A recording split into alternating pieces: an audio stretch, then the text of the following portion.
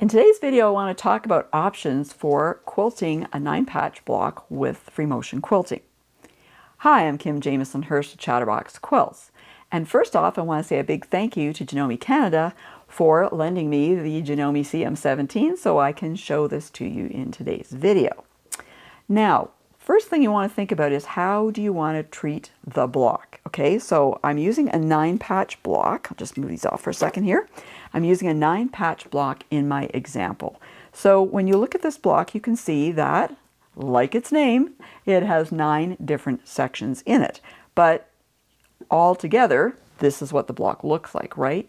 So what I'm talking about here is whether you want to approach this block piece by piece, okay, square by square in this case, or whether you want to look at it in its entirety, okay? So first off, we're going to be talking about it piece by piece, looking at each little square in here and how you might approach quilting that. And I'm going to be doing free motion quilting today, so my machine's all set up for that. And I want to just talk briefly about some of the options for feet on this particular machine. So you have kind of your standard free motion quilting foot or darning foot. On this machine it's called a PDH foot. Or you have this one here, which is also the PDH foot, but this is an open toe. So you can see that this one is closed. You can see that this one is open. So if I need to have really good visibility, I tend to go to the open toe foot. But there's also feet that you can attach to the regular foot attachment, or foot holder, I should say. And these are these little guys here. So these little feet here are for when you need to get into really close areas, you know, like micro quilting, for example, or maybe you're going around an area. You might also use these when you have a thinner batting in your quilt as well. So you have these two, which are exactly the same, but not. Okay, so like the PDH foot, this little foot here, which is the QC foot, is a closed toe. And this is, guess, QO, yes, it's an open toe. So they're both the same foot, but this one just has that open at the beginning. And also you have this echo foot here, which I always forget what it is. It's the QV foot, okay? So it's like an echo foot because it's got these lines on it. It's also this kind of dish shape, so you can come out close to applique, or, you know, if you have differences for whatever reason, let's say you have trapunto or something in your quilt, and you don't, you know, it's gonna get caught up on it. This dish shape means you can get close to it and not get caught up on it with your foot. So these three here all fit on the normal foot holder. So lots of options, right? Today, I'm going to be working with the open toe, the PDH open toe foot, because that'll give you the best visibility of what I'm doing. So I'm just going to attach it here, screw it in, and make sure I give it a little turn there with my screwdriver to make sure it's nice and snug in there. All right, so let me put the other feet aside for now. So I mentioned that we're going to be looking at this block first in those separate components. So let's talk about that, okay? You've got 9 different places to play in with your free motion quilting, right? So you could do the same design in all of the squares if you wanted to, okay? So for example, I'm going to do a couple here. You could, I'm going to start over here in the center, in this pinky area, and let's see here. I have to think what I'm going to do. Okay, we're going to do something here, like a little paisley kind of flower thingy. Yes, that's the exact term for that design that you're going to see me stitching.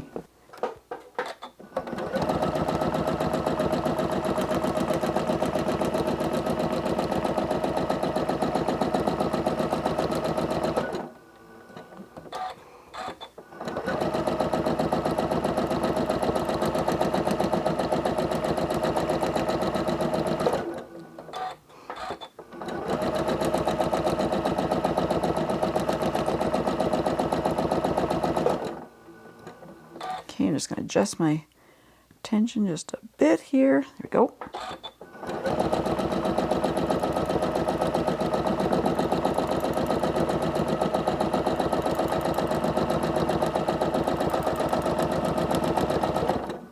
All right.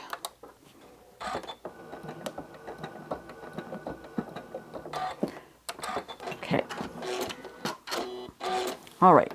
So I could do a design like this, for example, this kind of little paisley flower, and I could do that in all of the different blocks, or squares, I should say, in this block, all right, if I wanted to do that. So I'm just going to quickly do another one here, and then I want to talk about another option that you could do as well if you're looking at this for all these individual little parts of the 9-patch block. So let me just start this again here.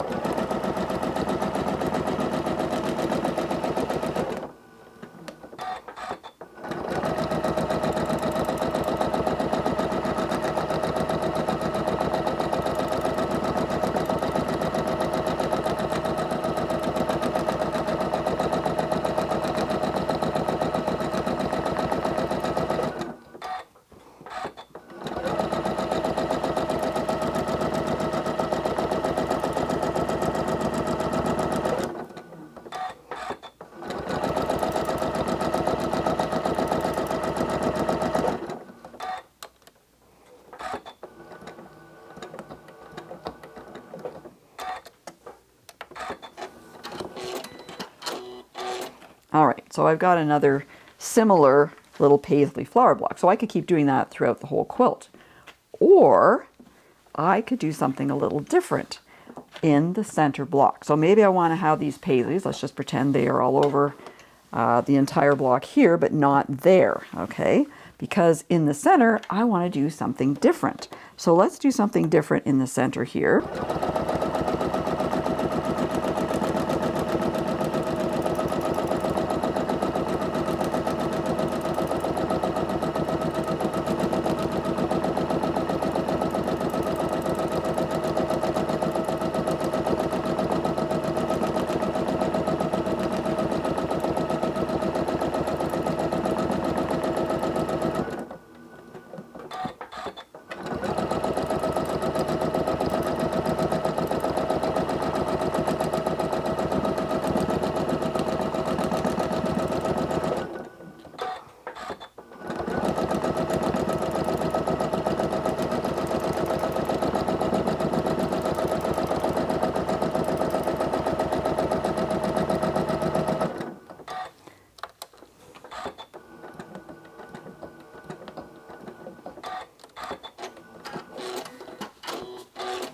All right, so I put kind of a flower swirl in the center here. So kind of similar to the paisleys, but it is different. So you could have, you know, all the same around, something a little different in the center.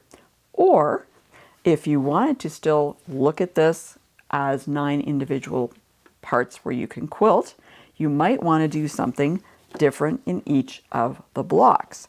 So maybe you want to do something else. Let's see, how about...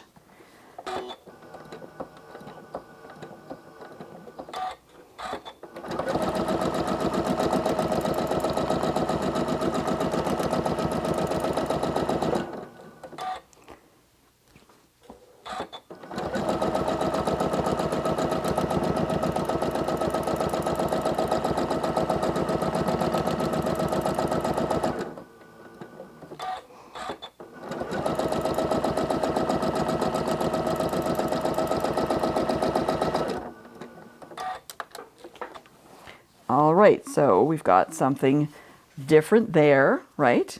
And if we want to do something totally different over here, it'd be sort of like a sampler, right? Within a block, if you will. Let's try something else. You can see I'm sticking with kind of loopy, you know, swirly things, right? So they have something in common. They're not really totally jarringly different designs. Okay, how about... take this one like this side.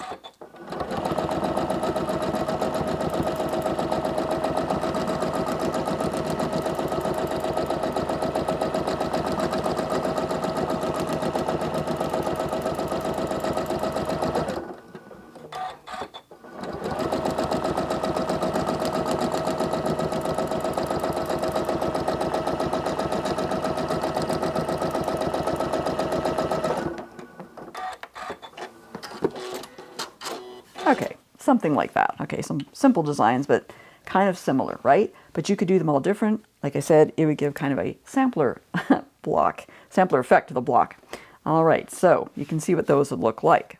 But maybe you don't want to address the block in its individual parts. Maybe you want to look at the block as a whole. All right, so that's a different way of quilting.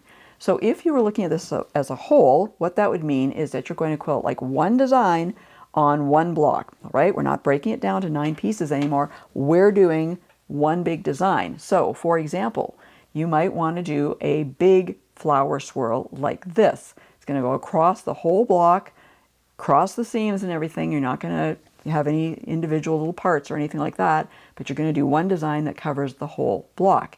And if you had a multiple of 9 patch blocks in your quilt, you might do that flower swirl on all of the blocks, right? Or much like how we broke the block down, you might want to do a different design on each one of the blocks. Something else you might want to do, again, looking at the block as a whole, and then considering the quilt as a whole, is you might want to do an edge-to-edge design across the whole quilt, right?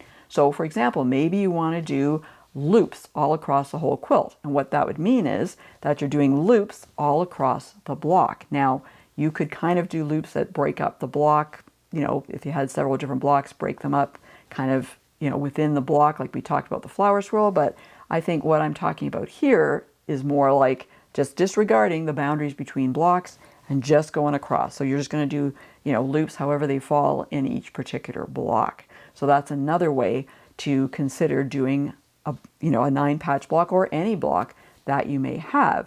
You either are going to look at it as individual components and quilt each of those in a certain way, maybe all the same, maybe all differently, but you're, you know, doing a bunch of different quilting within that block, or you look at the block as a whole and you create a design that covers the whole thing, or you're doing an edge-to-edge design across that whole block again. So before you start quilting a block, in this case a 9 patch block, but it could be whatever pieced block that you're using, think about how you want that to fit into your project. Think about whether you want to break the block down or not, and then choose your free motion quilting design accordingly. Now, I've talked about quilting this 9 patch block and I've shown you a few designs, but you might be wondering about some other free motion quilting motifs that you could use on this or another type of block. And if that's the case, don't worry, I've got you covered. Check out this video, which has all the information that you need. And for more helpful quilting information, be sure to go to my website at www.chatterboxquilts.com.